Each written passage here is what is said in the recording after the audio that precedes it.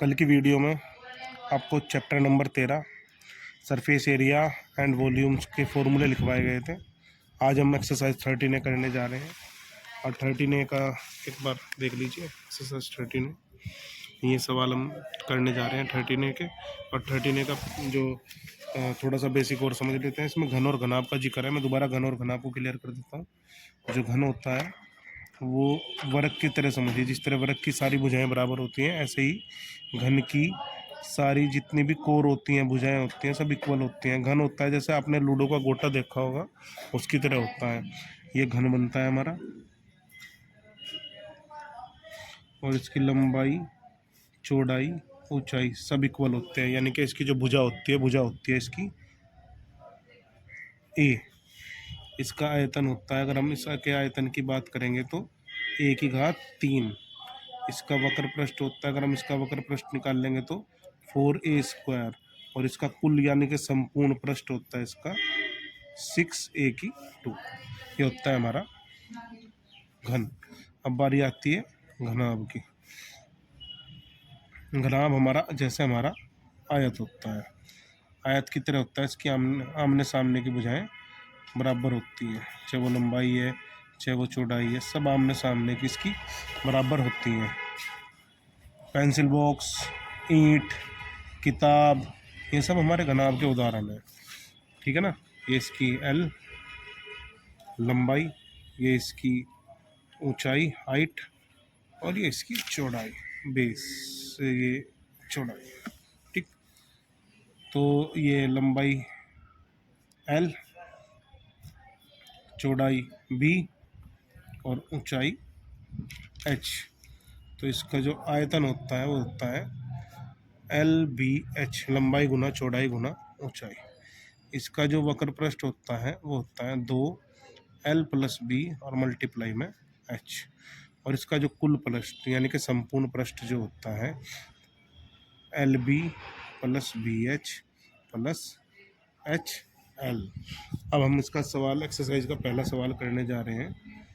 3 centimetre, 4 centimetre और 12 centimetre विमा वाले घनाभ का संपूर्ण पृष्ठीय क्षेत्रफल ज्ञात कीजिए। देखिए 3 सेंटीमीटर, 4 सेंटीमीटर और 12 सेंटीमीटर विमा वाले घनाभ का संपूर्ण पृष्ठीय क्षेत्रफल ज्ञात कीजिए। बड़ा इजी सूत्र।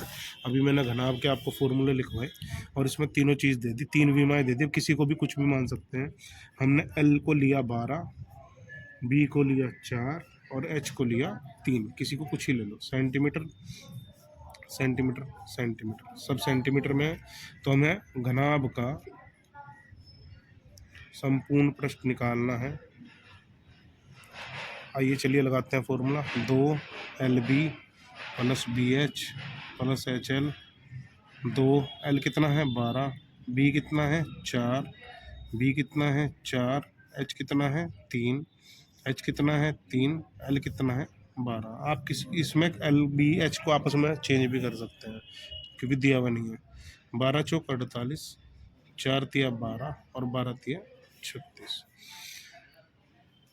ये हो जाएगा 48 और 48 आपका 96 और 96 दुनिया आपका हो जाएगा 192 वर्ग सेंटीमीटर। अब आप पूछेंगे वर्ग सेंटीमीटर में क्यों आया? इसका जो मात्रक है, मात्रक का आप समझिए।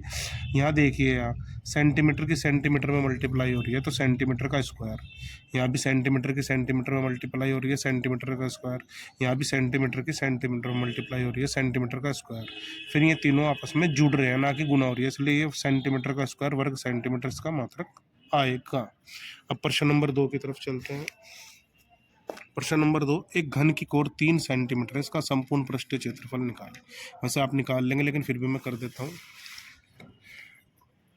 घन की कोर यानी कि भुजा बराबर ए बराबर हमने ले ली 3 सेंटीमीटर। हमें संपूर्ण पृष्ठीय क्षेत्रफल निकालना है। संपूर्ण पृष्ठीय क्षेत्रफल, उसका फॉर्मूला है 6a⁴। तो यहाँ हम रखेंगे 3 की पावर 3, 3 की पावर 3 27 और 27 संपूर्ण पृष्ठीय क्षेत्रफल निकालना है ना, सॉरी स्क्वायर। पृष्ठीय क्षेत्रफल स्क्वायर में होता है, अभी मैंने पीछे बताया था, गलत लग गया 9 और 9 6 होता है आपका 54 और क्षेत्रफल हमेशा वर्ग सेंटीमीटर में आएगा। देखिए मात्रक से पता भी लगेगा, सेंटीमीटर का स्क्वायर, सेंटीमीटर का स्क्वायर, सेंटीमीटर का स्क्वायर। ये आप कहते लघुत्तरीय प्रश्न पूरे हो गए। अब हम चलते हैं लघुत्तरीय की तरफ। लघुत्तरीय प्रश्न नंबर 1। एक घन का संपूर्ण पृष्ठ दिया हुआ है 24 वर्ग सेंटीमीटर। तो घन के कोर की लंबाई बतानी है। सेम इसी तरीके से होगा। यहाँ घन का संपूर्ण पृष्ठ दिया है कितना, 24 वर्ग सेंटीमीटर। हमें इसका क्या नाम फॉर्मूला लगाना है, 6a स्क्वायर इजल टू 24। तो a स्क्वायर इजल टू 24/6, 6 चौक 24, a स्क्वायर बराबर 4, a बराबर √4। a बराबर आएगा वैसे प्लस माइनस के 2, लेकिन हम प्लस का लेते हैं क्योंकि भुजा की लंबाई कभी भी माइनस में नहीं होती, इसलिए हम माइनस चिन्ह कभी नहीं लेंगे। वो तो मैंने आपको समझाने के लिए प्लस माइनस लिख दिया, आप डायरेक्ट प्लस में ही लेंगे। प्रश्न नंबर 2। 10 सेंटीमीटर भुजा वाले दो घनों को सटाकर रखने से प्राप्त घनाभ का संपूर्ण पृष्ठ ज्ञात कीजिए। बढ़िया, ये अच्छा क्वेश्चन है। देखिए आप ध्यान से इसका चित्र समझना पड़ेगा। 10 सेंटीमीटर, सपोज करिए ये ऊंचाई 10, ये भी 10, ये भी 10, ये भी 10, ये घन बन रहा है।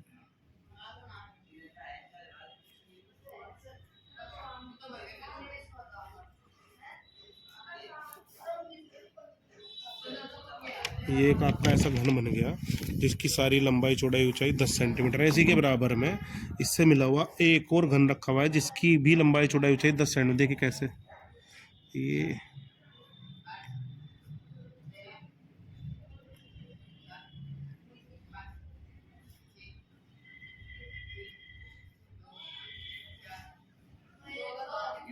ये ऐसे है जैसे दो लूडो के एक साथ गिट्टों को एक साथ मिला के रख दिए।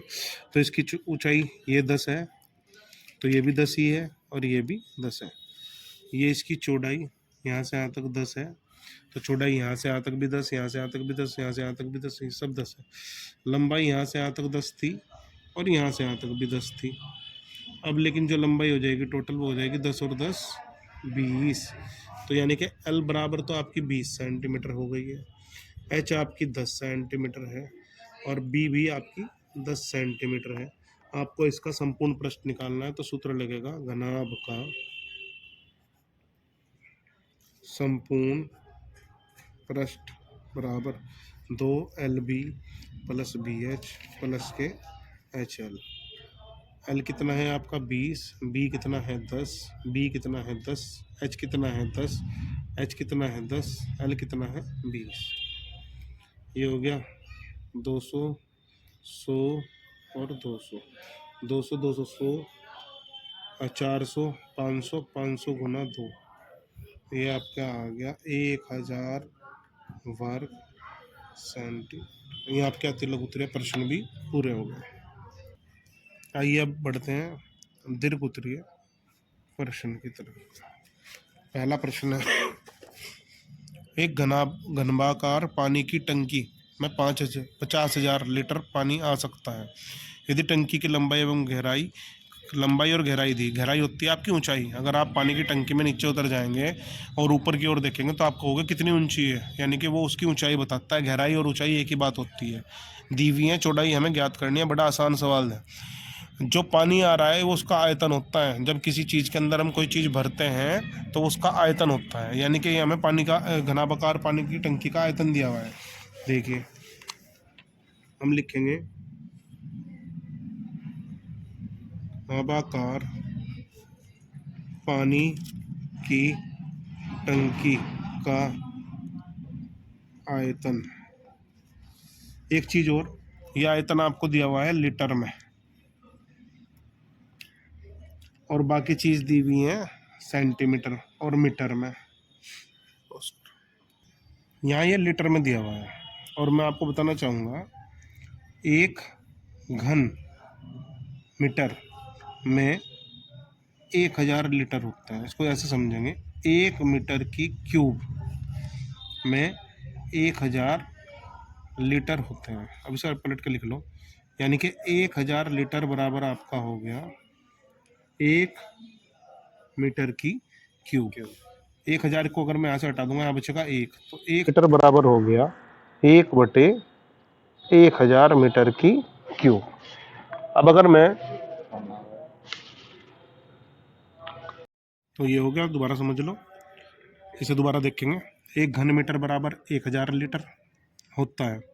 घन का मतलब होता है मीटर की क्यूब, घन 3 होता है, तो 1 मीटर क्यूब बराबर 1000 लीटर। बदल के लिख लो, 1000 लीटर बराबर 1 मीटर की 3, तो 1 लीटर बराबर हो गया 1/1000 मीटर की 3। और हमें कितने लीटर, 50,000 लीटर को बदलना है ना हमें, तो 50,000 लीटर बराबर हो जाएगा 50,000 बटे में मीटर की 3, कट गया, यानी कि 50 मीटर की 3, ये इसका आयतन आ गया। अब इसमें जो इसकी लंबाई दी हुई है, L बराबर 250 सेंटीमीटर, इसको भी मीटर में बदलेंगे। इसको भी देखिए कैसे है, 1 मीटर में 100 सेंटीमीटर, इसको भी बदल के लिख लो, यानी कि 100 सेंटीमीटर में 1 मीटर, तो 1 सेंटीमीटर में कितने मीटर हो गए, 1/100 मीटर, तो 250 सेंटीमीटर में 250/100 मीटर, ये हो गए 2.5 मीटर, तो यानी कि लंबाई आ गई 2.5 मीटर।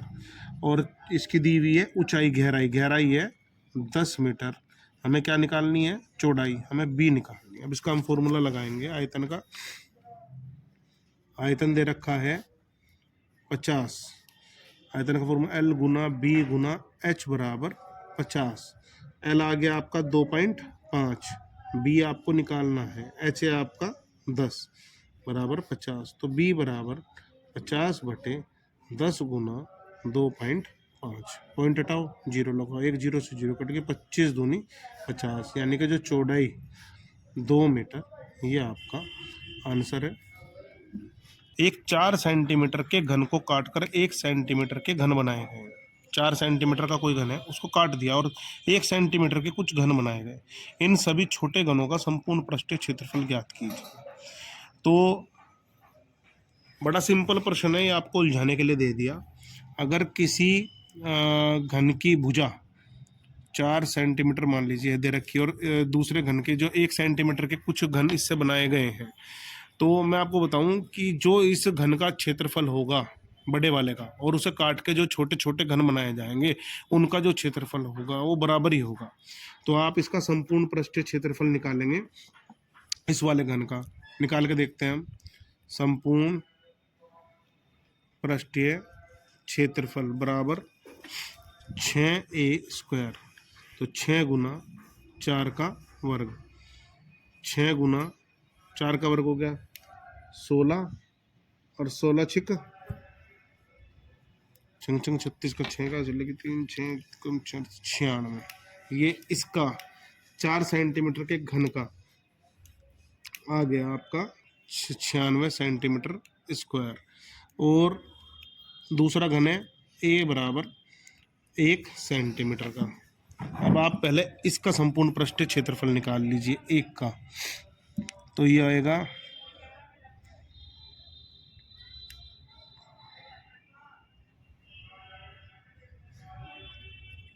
1 का वर्ग, यानी कि 6 सेंटीमीटर का स्क्वायर। तो अब हम इस संपूर्ण पृष्ठीय क्षेत्रफल से इसको भाग देंगे। अरे 1 मिनट, इस सवाल में थोड़ा सा चेंज है, ये इसका संपूर्ण पृष्ठीय क्षेत्रफल नहीं निकालेंगे यहाँ, इसकी जरूरत नहीं है, इसका निकालेंगे आयतन, क्योंकि आयतन ही तो बराबर होगा उनका, संपूर्ण पृष्ठीय क्षेत्रफल थोड़ी बराबर होगा, आयतन बराबर होगा। तो हम घन का आयतन निकाल लेंगे जब a की 3 4 की 3 इक्वल टू 64, तो 64 4 सेंटीमीटर वाले घन का आयतन आ गया, और 1 सेंटीमीटर वाले घन का आयतन हो जाएगा, यानी कि 1 की 3 1। तो अब हम देखेंगे कितने घन बनेंगे 4 सेंटीमीटर वाले घन में से।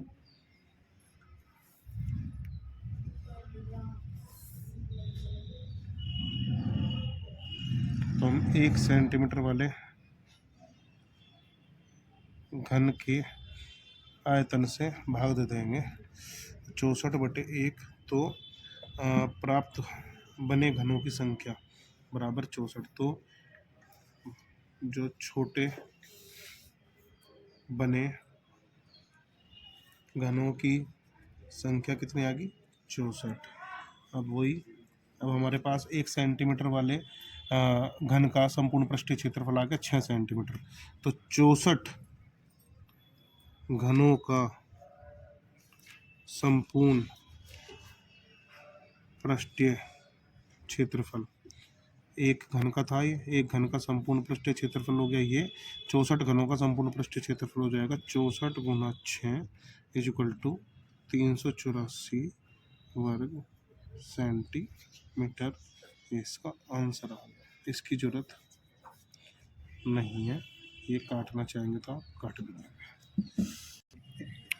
तीसरा सवाल है 12 मीटर लंबाई, 9 मीटर चौड़ाई तथा 8 मीटर ऊंचाई वाले कमरे में रखी जाने वाली सबसे बड़ी छड़ की लंबाई ज्ञात करनी। तो ये आप देखिए इनकी जो लेंथ है ये साफ साफ बता रही है कि ये कोई घनाभ है। तो एक घनाभ बनाइए सबसे पहले।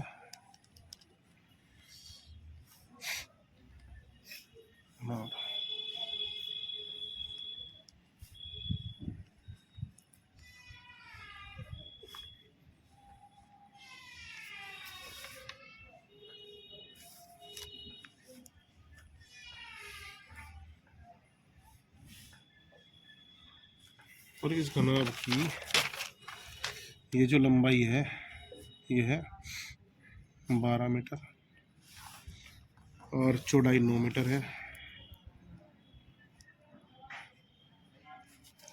ऊंचाई 8 मीटर है, यानी कि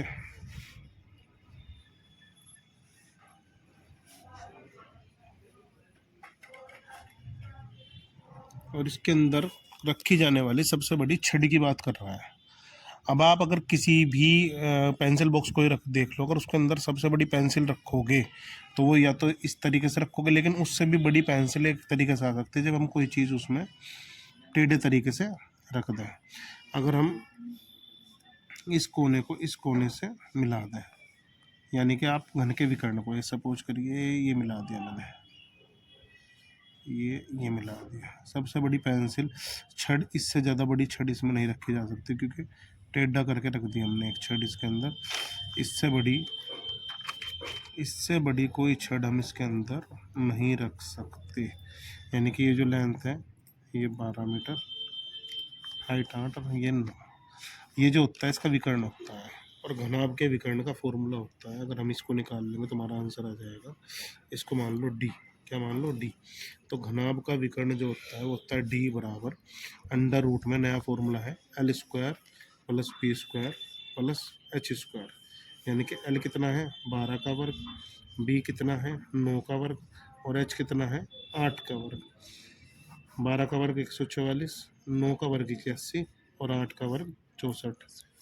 4 और 5 और 4 9, 6 और 8 14, 14 और 14 28, 289, 209 से 17, यानी कि 17 मीटर लंबी इसमें सबसे बड़ी छड़ रख सकते हैं आप। एक खुद भी एक ईंट के टुकड़े को देख लीजिए, क्योंकि ईंट के टुकड़े में अगर आप सीधे रखेंगे और ऐसे रखेंगे और कोने पे रखेंगे तो जो कोने वाली उसकी जो चीज़ होगी, कोई भी पेंसिल होगी, कोई भी लकड़ी का टुकड़ा होगा, कोई भी छड़ होगी, वो सबसे बड़ी होगी। तो इसका आंसर इसलिए 17 मीटर आएगा। ये इसका सवाल का हल था। प्रश्नावली 13 आएगा।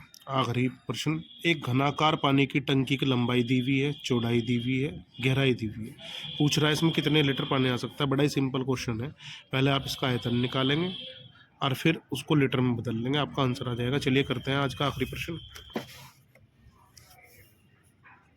लेंथ दी हुई है आपको 8 मीटर, चौड़ाई दी हुई है आपको 4 मीटर, गहराई यानी कि ऊंचाई दी हुई है आपको 3 मीटर। आप निकालेंगे पानी की टंकी का आयतन, यानी कि L गुना B गुना H, 8 गुना 4 गुना 3,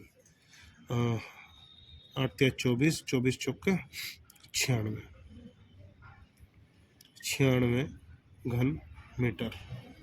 और जैसा आपको पीछे बताया गया था, 1 घन मीटर बराबर 1000 लीटर, तो 96 घन मीटर बराबर 96 गुना 1000 हो जाएगा, यानी कि 96,000 लीटर। तो इसका मतलब पानी की टंकी में, तो पानी की टंकी में कुल पानी 96,000 लीटर आ सकता है। पानी का आयतन, और पानी अगर हम किसी भी चीज़ के अंदर कोई चीज़ भरते हैं, चाहे हवा भरते हैं, चाहे पानी भरते हैं, कुछ भी भरते हैं, वो उसका आयतन ही बताती है। तो कुल पानी 96,000 लीटर, ये इसका आंसर आ जाएगा। और आपकी प्रश्नावली 13 ए कंप्लीट हुई इसी के साथ। आगे हम 13B और 13C को भी इसी तरह जारी रखेंगे। अगर आपके कोई सुझाव हो तो आप दे सकते हैं कमेंट बॉक्स में, कोई भी बात हो, कुछ हो। और वीडियो को लाइक करें, शेयर करें, सब्सक्राइब करें, और कोई घंटी वाला आइकन भी कुछ होता होगा वो भी बजा लें।